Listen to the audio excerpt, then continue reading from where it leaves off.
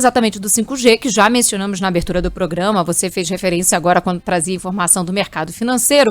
E o nosso entrevistado é o César Taurion, ele que é professor da PUC do Rio Grande do Sul, autor de livros, né, sobre transformação digital, Big Data, tecnologias emergentes, e vai trazer um pouco de luz, né, para muitas pessoas sobre essa tecnologia do 5G, tanto investimento nessa área e na prática. Professor, o que isso vai implicar na nossa vida do dia a dia? Boa tarde, muito obrigado por nos atender. Boa tarde, Thaís, Eduardo, que bom estar aqui com vocês. Nós estamos aí diante de uma mudança significativa com a entrada do 5G. Isso vai fazer muita transformação no nosso dia a dia.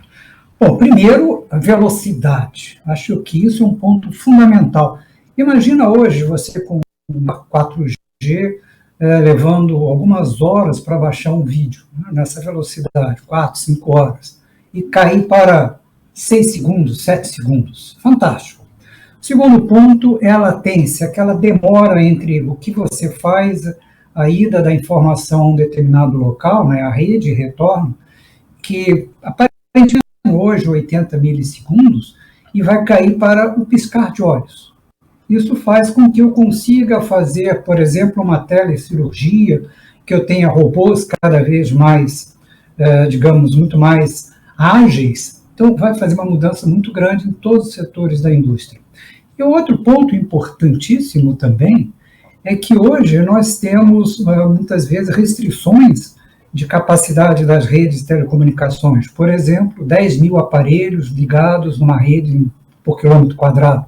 Então, imagina num estádio, né, como a gente tem dificuldade, às vezes, de conexão. No caso do 5G, você chega a ter 1 milhão de dispositivos por quilômetro quadrado.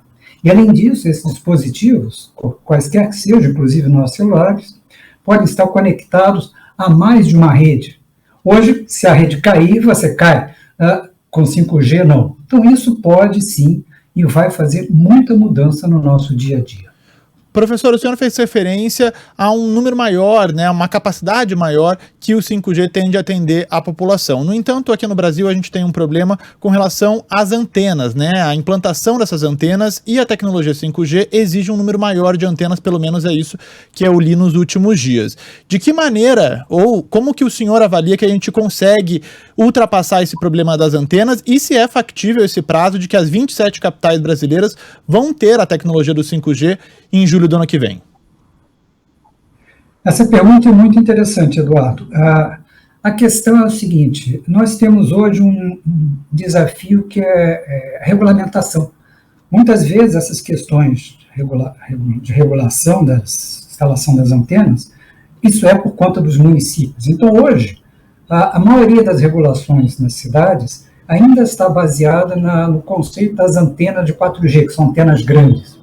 5G são antenas pequenas, mas muito mais quantidade que a gente vai precisar.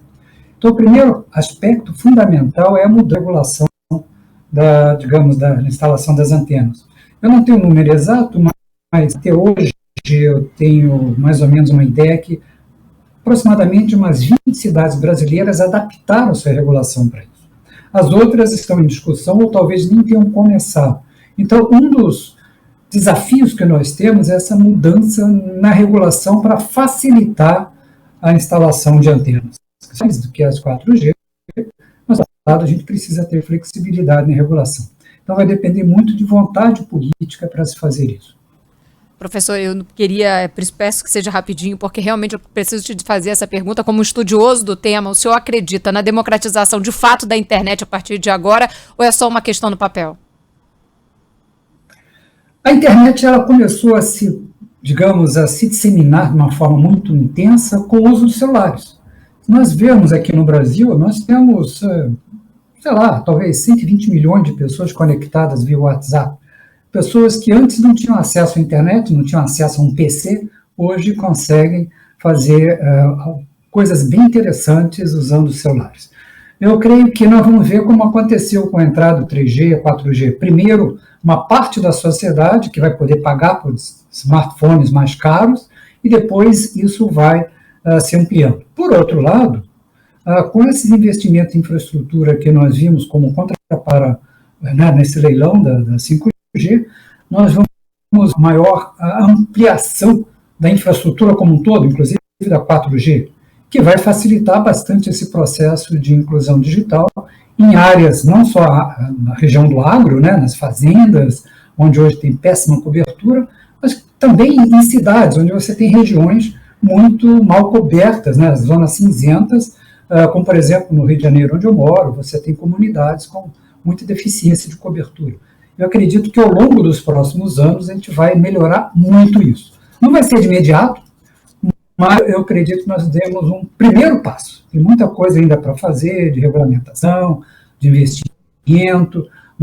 Nós vimos todo esse entusiasmo fantástico, mas agora é sair do papel e fazer a coisa acontecer. A gente conversou aqui na Band News FM com o professor da PUC do Rio Grande do Sul, César Taurion, ele que é especialista em Big Data, tecnologias emergentes e transformação digital. Agradeço muito ao professor pelo tempo e a paciência aqui com a Band News FM. A gente conversou com ele justamente pela internet. A gente espera o 5G para que essa conexão possa ficar ainda melhor. Obrigado, viu, professor? Beijo, professor. Obrigado.